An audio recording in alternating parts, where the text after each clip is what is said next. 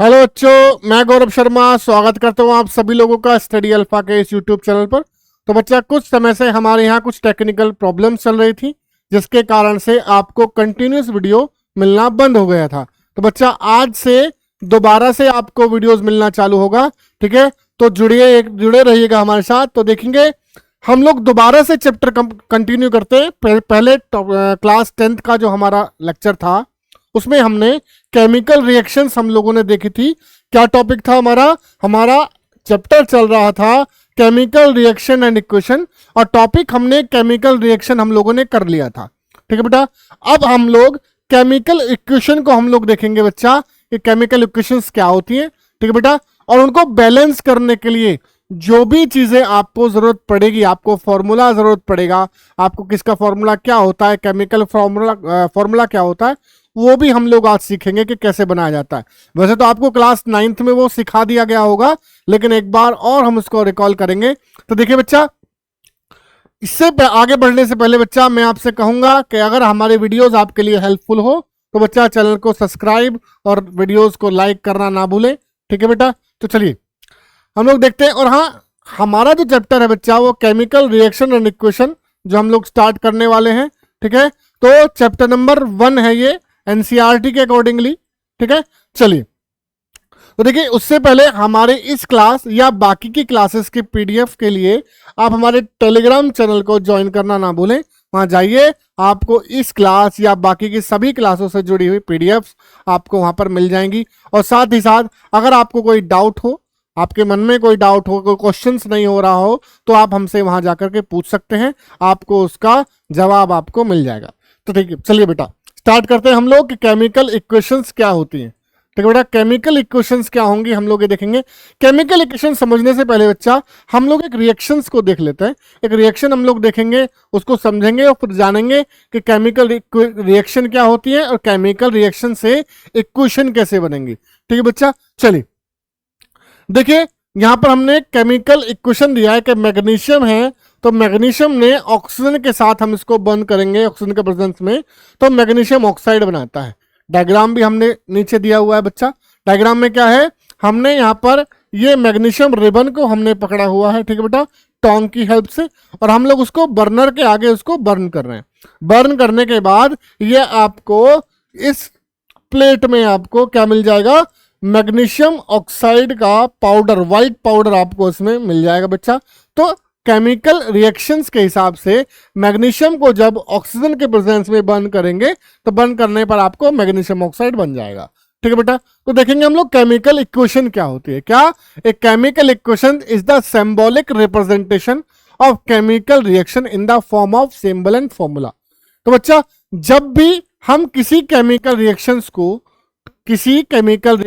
जैसे इसमें मैग्नीशियम है, ठीक है, किसी भी उनके सबिस्टेंस को जब उनके सिंबल, उनके फॉर्मूला से हम लोग रिप्रेजेंट कर देते हैं, तो उसको हम लोग केमिकल इक्वेशन कहते हैं। ठीक है बच्चा, देख लेते हैं केमिकल रिएक्शन क्या होती है। अभी हमने एक केमिकल रिएक्शन डिस्कस की है, क्या मैग्नीशियम है, मैग्नीशियम को हमने ऑक्सीजन के प्रेजेंस में बर्न करने पर हमें मैग्नीशियम ऑक्साइड मिल गया। तो ये क्या है बच्चा, ये केमिकल रिएक्शन है। प्रोसेस भी हम लोगों ने देख लिया है। ठीक है, चलिए आगे देखते हैं हम लोग कि हमने रिएक्शन की थी कि मैग्नीशियम हमने लिया था एज अ रिबन। ठीक है, ऑक्सीजन हमारे पास था, हमने एयर से ऑक्सीजन लिया, ऑक्सीजन के प्रेजेंस में हमने उसको बर्न कर दिया। बर्न करने पर हमें मैग्नीशियम ऑक्साइड का व्हाइट पाउडर मिला। ठीक है, तो ये क्या है, ये बेटा अभी केमिकल रिएक्शन है। अब इस केमिकल रिएक्शन से केमिकल इक्वेशन कैसे बनेगी, है ना? तो केमिकल इक्वेशन बनाने के लिए बच्चा हम लोग क्या करेंगे, हम लोग इनके मैग्नीशियम को, ऑक्सीजन को या मैग्नीशियम ऑक्साइड को हम इनके सिंबल या इनके फॉर्मूले से रिप्रेजेंट करेंगे। तो देखिए बेटा, मैग्नीशियम का सिंबल क्या होता है, आपने पढ़ा है क्या, Mg। ठीक है बेटा, ऑक्सीजन O2। ठीक है, आपस में कंबाइन करके क्या बना है इन्होंने, मैग्नीशियम ऑक्साइड, और मैग्नीशियम ऑक्साइड का फॉर्मूला MgO, है ना? तो देखो हमने क्या किया, इसमें हमने मैग्नीशियम को उसके सिंबल से दिखा दिया है, ऑक्सीजन को दिखा दिया है, मैग्नीशियम ऑक्साइड को भी उसके फॉर्मूले से हमने दिखा दिया। तो यहां पे ये क्या था बच्चा, यहाँ पे ये क्या था, एक केमिकल रिएक्शन लिखी हुई थी, ठीक है। और जब हमने इसको रिप्रेजेंट कर दिया है किसमें, मैग्नीशियम Mg से, ऑक्सीजन को O2 से, आपका मैग्नीशियम ऑक्साइड को MgO से, अब ये क्या बन गया आपका, अब ये केमिकल इक्वेशन बन गई है बच्चा।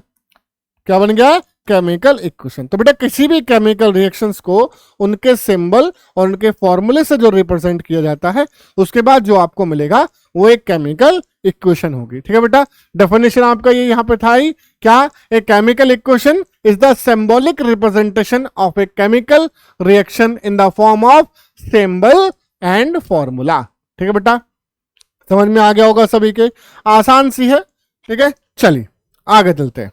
आगे हम देखेंगे कि रिएक्टेंट और प्रोडक्ट क्या होते हैं। तो बच्चा अगर आपके पास कोई भी केमिकल इक्वेशन है या केमिकल रिएक्शंस अगर आपके पास है, जैसे कि मैं आपको दिखा दूं, ठीक है। देखिए इसी को मैं लिख लेता हूं कि Mg था हमारे पास, है ना, और ऑक्सीजन था O2, बैलेंस करके लिखेंगे इस बार, क्या बनेगा, MgO, ठीक है बेटा। क्या बनेगा आपका, MgO बन गया। चलिए MgO आ गया, बैलेंस कर लें, ऑक्सीजन के 2 हैं, 2 Mg ले लेते हैं तो 2 ही MgO आ गया, ठीक है। तो बैलेंस हम लोगों ने कर ली, ठीक है। तो अभी क्या है हमारे पास एक केमिकल इक्वेशन। तो बेटा एक बार याद रखिएगा क्या, कि केमिकल रिएक्शन में पार्ट लेने वाले जो सब्सटेंस होते हैं, केमिकल रिएक्शन में पार्ट लेने वाले जो सब्सटेंस होते हैं उनको हम लोग रिएक्टेंट कहते हैं। क्या कहेंगे बच्चा, उनको हम लोग रिएक्टेंट कहते हैं। चलिए क्या कहेंगे, रिएक्टेंट, क्या कहेंगे, रिएक्टेंट कहेंगे, ठीक है। और जो केमिकल रिएक्शन में एज अ प्रोडक्ट फॉर्म होगा, जो केमिकल रिएक्शन में एज अ प्रोडक्ट बनेगा बच्चा, तो उसको हम लोग क्या कहेंगे, उसको हम लोग प्रोडक्ट कहते हैं। क्या कहेंगे, प्रोडक्ट कहेंगे, ठीक है। लिखा भी है डेफिनेशन के रूप में, क्या, the substance which take part in a chemical reaction are called reactant, ठीक है।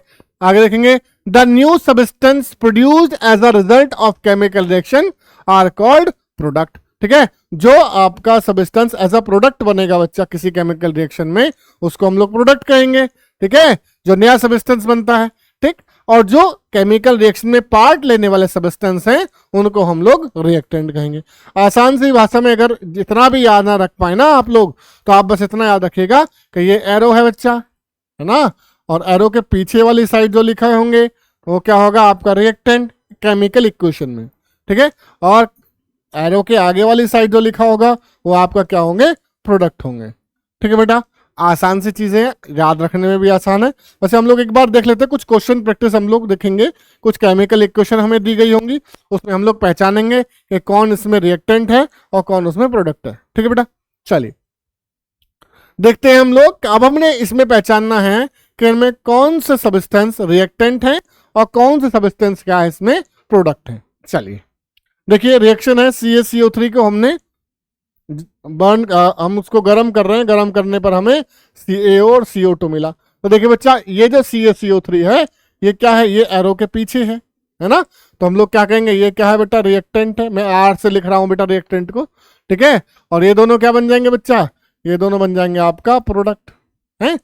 चलिए यहाँ देखिए, ये FeSO4 है, ये एरो के पीछे है, तो हम इसको क्या कहेंगे, ये रिएक्टेंट है ना।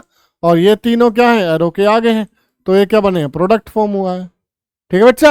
आगे देखिए हम लोग, ये एरो है, एरो के पीछे ये दोनों हैं, क्या, AgNO3 और NaCl, AgNO3 और NaCl दोनों एरो के पीछे हैं, तो वो क्या है, वो आपका रिएक्टेंट है। और ये AgCl और NaNO3 जो है वो आपका एरो के आगे की तरफ है, ये रहा ना एरो के आगे की तरफ है, तो वो क्या हो जाएगा, आपका प्रोडक्ट हो जाएंगे, ठीक है। उसी प्रकार आप देखिए, हाइड्रोजन और CuSO4 जो है बच्चा, ये आपके एरो के पीछे हैं, और ये तीनों चारों जो हैं बेटा वो एरो के आगे हैं। तो एरो के पीछे वाला जैसे मैंने बताया क्या हो जाएगा बेटा, आपका रिएक्टेंट हो गया, और एरो के आगे वाला क्या हो जाएगा बेटा, प्रोडक्ट हो जाएगा। तो इस तरीके से आप आसानी से रिएक्टेंट और प्रोडक्ट को पहचान सकते हैं, ठीक है बच्चा। चलिए हम लोग देखते हैं आगे हम लोग देखेंगे, एक क्वेश्चन हम लोग देख लेते हैं मैग्नीशियम रिबन का, जो हमने अभी देखा था ना केमिकल रिएक्शन में। हम लोगों ने देखा था कि मैग्नीशियम को हमने एयर के प्रेजेंस में बर्न किया, और बर्न करने पर हमें मैग्नीशियम ऑक्साइड का व्हाइट पाउडर हमें मिल गया।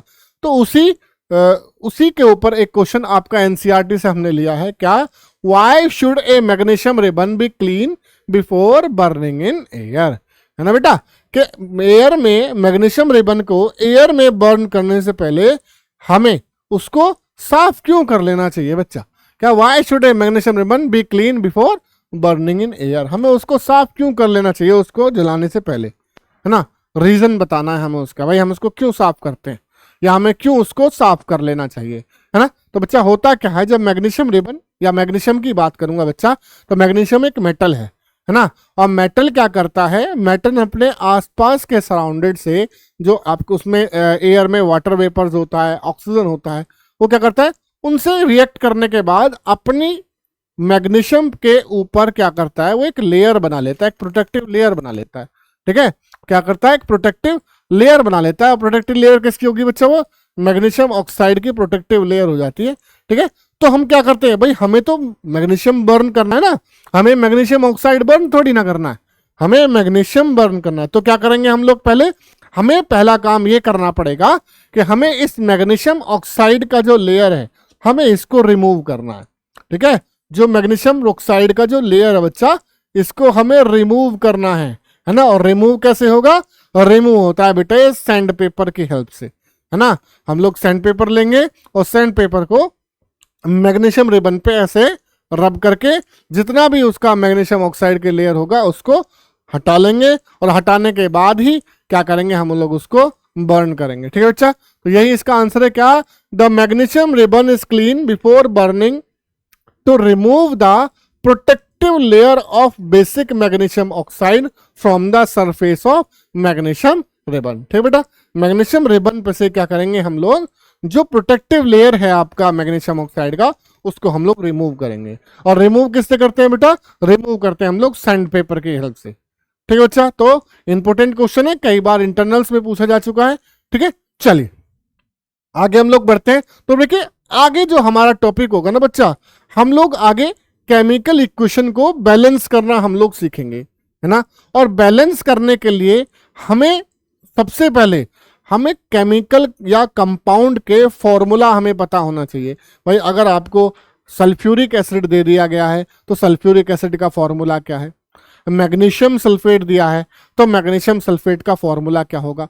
वैसे तो आपको क्लास 9th में ये सब चीजें बताई हुई हैं, तो बच्चा एक बार और हम इसको नजर डाल लेते हैं कि किस तरीके से बनेंगे। तो बेसिकली हम लोग आज आयोनिक कंपाउंड को बनाना सीखेंगे कि किस तरीके से आयोनिक कंपाउंड बनेंगे और उनको आसानी से हम लोग कैसे सीख सकते हैं। तो उसके लिए बच्चा हमने क्या किया है, कुछ आयंस और उनकी वैलेंसी को हमने इसमें दिखाया है। ठीक है, तो देखिए बेटा पहले हम लोग पॉजिटिव वाले +1 वाली हम लोग वैलेंसीज देख लेते हैं। जैसे सोडियम है, सोडियम आप जानते हैं इसका सिंबल Na होता है ना? क्या होता है सिंबल? उसका सिंबल आपका Na होता है, और इसका जो वैलेंसी आपको मिलेगा वो +1 मिलेगा। ठीक है बेटा, इस तरीके से पोटेशियम है, पोटेशियम आपका K होगा। ठीक है, और उसके बाद वैलेंसी क्या मिलेगा आपको, वैलेंसी आपको +1 मिल जाएगा। उसी प्रकार आपका हाइड्रोजन है, हाइड्रोजन का सिंबल आपका H आप जानते हैं, और इसका क्या बन जाएगा, +1 आपको इसका भी मिल जाएगा। सिल्वर हम लोग देखेंगे बच्चा कि सिल्वर है, सिल्वर Ag, इसका वैलेंसी +1 मिल जाएगा। क्लोरीन, क्लोरीन या क्लोराइड हम लोग कह सकते हैं इसको, तो क्या मिलेगा यहाँ पर, इसका वैलेंसी आपको -1 मिल जाएगा। कॉपर आपको दिया है, कॉपर का वैलेंसी +1 है। ब्रोमाइड है, ब्रोमाइड का आपका Br -1 मिल जाएगा। ठीक है बच्चा, तो और आयोडीन है, आयोडीन का आपको -1 मिल जाएगा। तो इस तरीके से ये बेसिकली मैंने आपको कुछ जो ज़्यादा इस्तेमाल होते हैं, तो ज़्यादा आपको कंपाउंड्स में देखने के लिए मिलेंगे आइटम्स, मैंने वही चीज़ें इसमें लगाई हैं। तो देखिए आपका 2 वाला वैलेंसी हम लोग देख लेते हैं। मैग्नीशियम, इसका +2 आपको मिलेगा। कैल्शियम Ca+2, जिंक का Zn+2 हो जाएगा। उसी तरीके से बेटा आयरन का आपका Fe+2 हो जाएगा। कॉपर का आपका Cu+2 हो जाएगा। बेटा कहीं कहीं पे क्या होता है क्वेश्चंस में बेटा कहीं कहीं पे यहाँ पर अगर कॉपर की जगह ये यहाँ पर 2 लिख रहा है, अगर यहाँ पर आपको 3 भी दे दे तो समझ जाइएगा बेटा यहाँ पर कॉपर की वैलेंसी आपका 3 होगी। ठीक है, जहाँ पर आपको यहाँ पर 2 लिखा हुआ है, अगर आपको कॉपर 3 आपको लिखा मिलता है, इसका सीधा सा मतलब है कि आपके कॉपर की जो वैलेंसी है बेटा वो इस बार +3 होगा। ऐसे बेटा आयरन के साथ है, आयरन आपको कहीं पे 2 भी मिलेगा और कहीं कहीं पे आपको ये 3rd भी मिलेगा। जब आपको 3rd मिलेगा तो आप समझ जाइएगा कि यहाँ पे आयरन का वैलेंसी कितना है बेटा, +3 हो जाएगा। ठीक है बेटा, याद रखिएगा इसको। चलिए +3 वाले हम लोग देख लेते हैं। +3 में आपका एल्यूमिनियम है जिसका वैलेंसी प्लस का 3 है, और नीचे आयरन है, मैंने आपको आयरन बताया था ऊपर, तो नीचे एक बार और दे दिया, आयरन है जिसका वैलेंसी आपका प्लस का 3 है। ठीक है, फिर यह नाइट्राइड है, नाइट्राइड में आपका N-3 वैलेंसी आपको मिलेगा। सल्फाइड देख ले, सल्फाइड में S-2 आपको मिल जाएगा। ऑक्साइड में देख लिया, ऑक्साइड में O-2 आपको मिल जाएगा। और आयोडीन में आपका I का -1 जैसा मैंने बताया था वो मिलेगा बच्चा। तो देखिए आपको इनको अच्छे से लर्न कर लेना है, याद रखना है कि किसका वैलेंसी कितना है, ये आपको हेल्प करेगा कंपाउंड के फॉर्मूला बनाने में। ठीक है बच्चा, चलिए कुछ पॉलीएटॉमिक साइंस हम लोग देख लेते हैं जो हमारे काम आएंगे। ठीक है, पॉलीएटॉमिक साइंस हम लोग देखेंगे जिसमें बेटा आपका जो अमोनियम है, अमोनियम में NH4 प्लस का 1 आपको देखने के लिए मिलेगा बच्चा। हाइड्रोक्साइड है, हाइड्रोक्साइड आपको OH-1 देखने के लिए मिलेगा।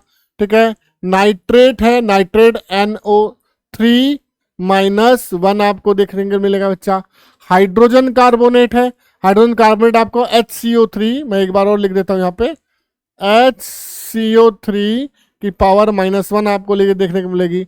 उसी तरीके से ये अमोनियम है, ये बेटा NH4 प्लस का 1 आपको मिलेगा। ठीक है, तो उसी तरीके से बच्चा ये कार्बोनेट आयन है, कार्बोनेट भी आपको क्या मिलेगा, CO3-2 मिलेगा। ठीक है, सल्फाइड है, सल्फाइड भी आपको कैसा मिलेगा, SO3-2 आपको मिलेगा। ठीक है, ये सल्फेट है, सल्फेट आपका SO4-2। देखिए बच्चा बहुत सारे बच्चे क्या करते हैं, इन दो नामों के बीच में कंफ्यूज होते हैं। देखिए ऊपर वाला सल्फाइट है और नीचे वाला सल्फेट है, याद रखिएगा। अगर ये याद आप भूल गए तो आप फॉर्मूले में गड़बड़ी कर देंगे बच्चा। ठीक है, नेक्स्ट आपका फॉस्फेट है, फॉस्फेट आपका PO4 हो जाएगा बच्चा, PO4-3 या 3-। ठीक है बच्चा, तो इस तरीके से हम लोग कुछ पॉलीएटॉमिक साइंस हैं जो हमारे हो सकता है आगे काम आए, और बाकी कुछ इंपोर्टेंट फॉर्मूले भी हैं जो मैंने आगे के स्लाइड में आपको डाले हुए हैं, तो उनके फॉर्मूले में आपको साथ के साथ बताता जाऊंगा। ठीक है बच्चा, चलिए देखते हैं, कुछ प्रैक्टिस कर लेते हैं हम लोग, फॉर्मूला प्रैक्टिस। जैसे मैग्नीशियम ऑक्साइड है बच्चा, तो पहले देख लेते हैं मैग्नीशियम क्या होता है। तो देखिए इस पर ध्यान दीजिए, पहले मैग्नीशियम क्या होता है। तो मैग्नीशियम को क्या बोलते हैं हम लोग, मैग्नीशियम बोलते हैं हम लोग Mg। ठीक है, Mg हो गया, ऑक्साइड में O हो गया। अब इनका वैलेंसी हम लोग लिख लेते हैं, वैलेंसी कितना हो गया, मैग्नीशियम का वैलेंसी हो गया +2, ऑक्सीजन का हो गया -2। तो देखिए सेम वैलेंसी है, उसका +2 उसका -2। ऐसी जगहों पर क्या होता है, ये दोनों वैलेंसीज आपस में कैंसल और बनेगा बेटा MgO। तो मैग्नीशियम ऑक्साइड आपका क्या हो जाएगा, MgO। ठीक है बेटा, चलिए आगे देख रहे हैं, जिंक सल्फेट हो जाएगा आपका। तो जिंक को हम लोग देखेंगे, जिंक क्या होता है, जिंक होता है आपके पास Zn। ठीक है, जिंक क्या हो गया, जिंक हो गया बेटा आपका Zn, वैलेंसी +2 है ना। सल्फेट, सल्फेट क्या होता है, SO4, सल्फेट क्या हो गया, SO4-2, दोनों इक्वल है, अपोजिट है, कैंसल, कैंसल होने के बाद क्या बनेगा बेटा, ये क्या हो गया, कैंसल हो गई, कैंसल होने के बाद बनेगा आपका ZnSO4, ये हो गया आपका जिंक सल्फेट। ठीक है बेटा, आगे देखेंगे बेरियम क्लोराइड है। तो बेरियम भी क्या होता है बेटा, बेरियम आपका होता है Ba। ठीक है, Ba हो गया, वैलेंसी हो गया +2, क्लोराइड आपका Cl हो गया, Cl-1 है ना। तो देखिए अब यहाँ पर क्या है बेटा, यहाँ पर वैलेंसीज जो है वो एक जैसी नहीं है, अलग अलग है, इसका +2 है उसका -1 है ना। तो क्या करेंगे हम लोग, इसका वैलेंसी जो होगा बेटा, जो 1 वाला जो वैलेंसी होगा वो आएगा आपका इसके पैरों में, और इसका वैलेंसी इसके पैरों में, है ना। एक का वैलेंसी उसके पैरों में, उसका वैलेंसी उसके पैरों में, तो आपका बनेगा Ba1Cl2।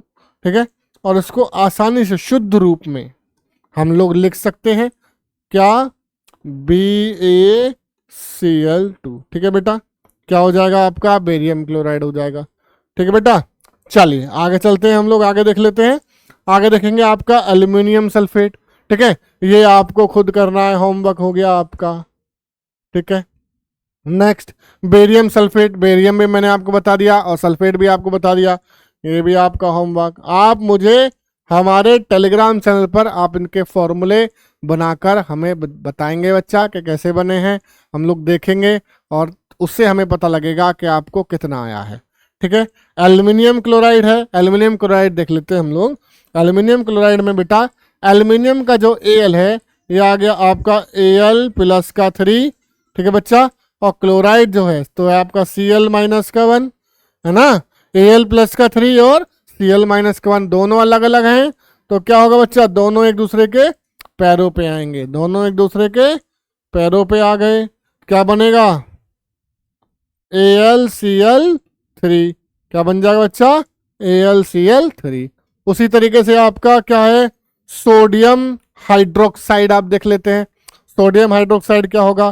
तो सोडियम हाइड्रोक्साइड के लिए पहले आप सोडियम लिखिए, सोडियम क्या होता है, सोडियम होता है हमारे पास क्या होता है बच्चा, सोडियम होता है हमारे पास Na, ठीक है।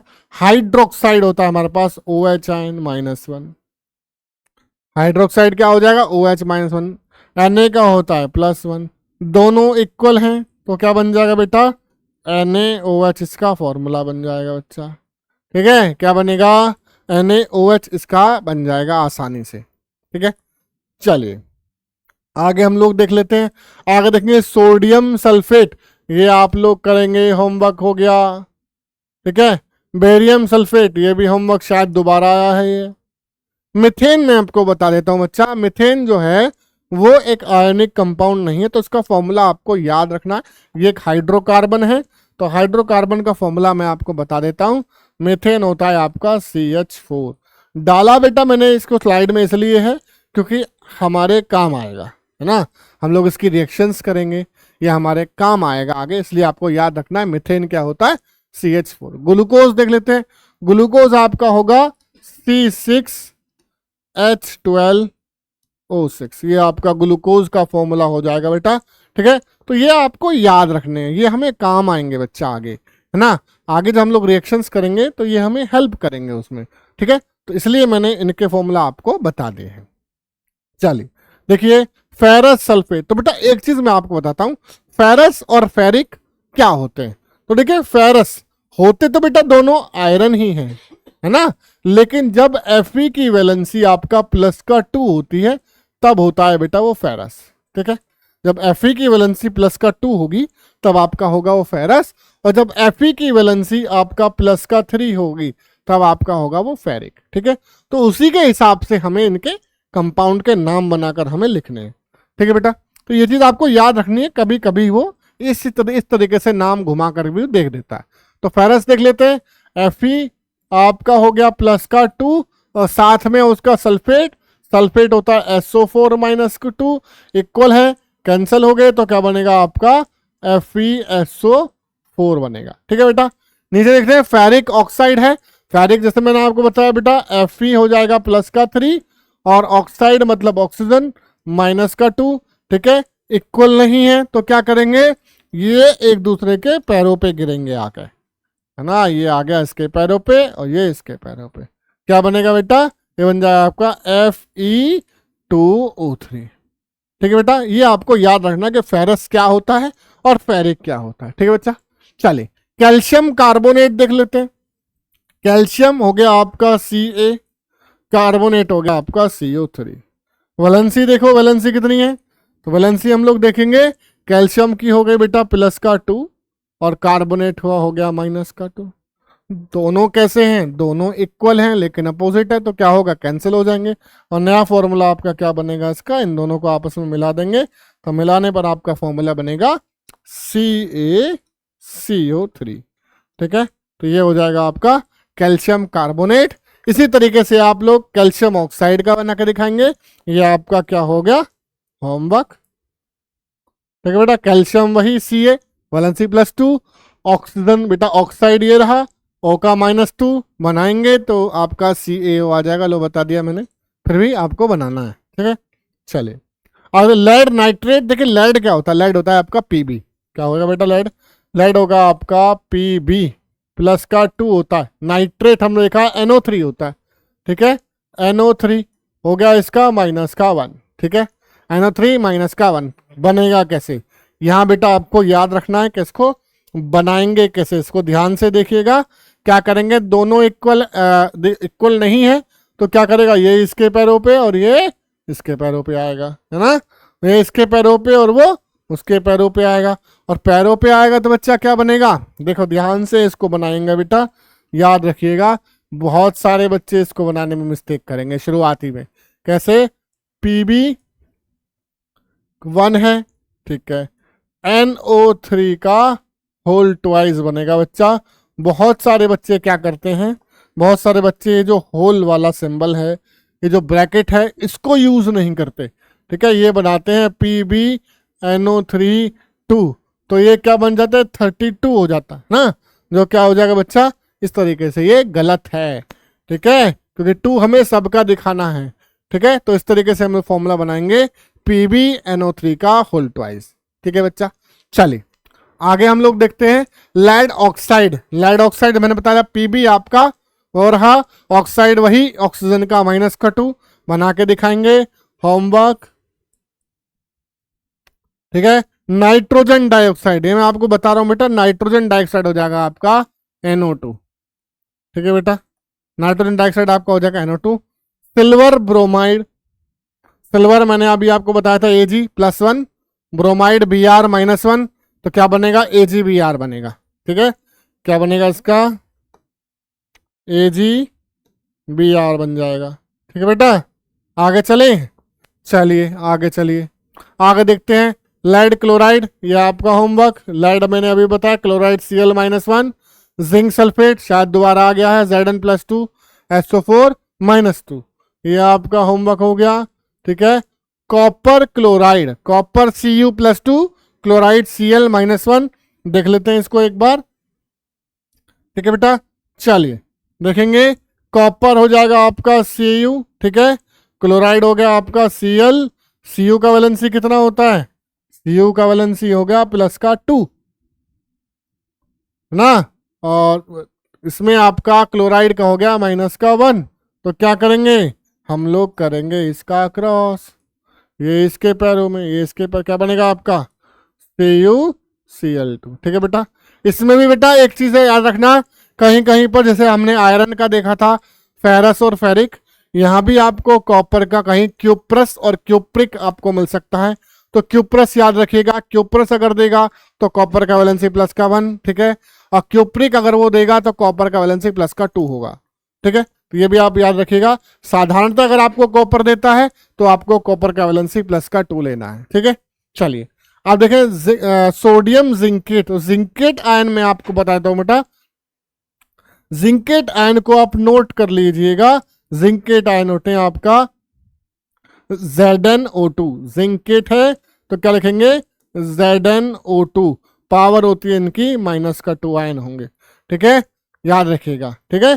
तो इसका फॉर्मूला क्या बनेगा हमें ये देखना है भाई, फॉर्मूला इसका क्या बनेगा, तो फॉर्मूले के लिए हम लोग देखते हैं, सोडियम आपका Na हो गया, जिंकेट मैंने अभी वहां लिखा हुआ है क्या, ZnO2 की पावर -2, Na का +1, दोनों क्या है, इक्वल नहीं है ना, इक्वल नहीं है तो क्या होगा, ये इसके पैरों पे और ये इसके पैरों पे, दोनों मिलके क्या बनाएंगे, दोनों मिलके बनाएंगे आपका Na2ZnO2, ठीक है, ये बन जाएगा आपका सोडियम जिंकेट, ठीक है। ये सोडियम जिंकेट आपको देखने को मिलेगा जब हम लोग एसिड बेस एंड सॉल्ट पढ़ेंगे, तो उसमें बेस की रिएक्शंस जब हम लोग देखेंगे, बेस की केमिकल प्रॉपर्टीज हम लोग देखेंगे, तब आपको वहां देखने के लिए मिलेगा, ठीक है बेटा। नेक्स्ट है आपका सोडियम हाइड्रोजन कार्बोनेट, तो देखिए सोडियम हाइड्रोजन कार्बोनेट के लिए पहले हम लोग लिख लेते हैं सोडियम क्या होता है, सोडियम हो गया आपका Na, वैलेंसी +1, हाइड्रोजन कार्बोनेट हो गया आपका HCO3-1, ठीक है। तो दोनों इक्वल हैं, अपोजिट हैं, कैंसिल होकर क्या बनाएंगे, बनाएंगे आपका NaHCO3, ठीक है बेटा, ये आपका बन जाएगा सोडियम हाइड्रोजन कार्बोनेट, क्या बनेगा, सोडियम हाइड्रोजन कार्बोनेट, ठीक है बेटा। चलिए ठीक है, तो आज के लिए इतना ही। अगर हमारी वीडियो आपको हेल्पफुल लगी हो, अच्छी लगी हो तो हमारी वीडियो को लाइक और शेयर करना ना भूलें बच्चा, ठीक है। और अगर हमारा चैनल आपको अच्छा लग रहा हो, आपको हमारी वीडियो सभी तरह की वीडियोस आपके लिए हेल्पफुल हो, तो बेटा हमारे चैनल को सब्सक्राइब करना ना भूलें। और हाँ, बेल आइकन भी प्रेस करें ताकि आगे आने वाली सारी वीडियोस का नोटिफिकेशन आपको समय से मिलता रहे, ठीक है बेटा। तो मिलते हैं हम लोग अपनी नेक्स्ट वीडियो में, तब तक के लिए नमस्कार।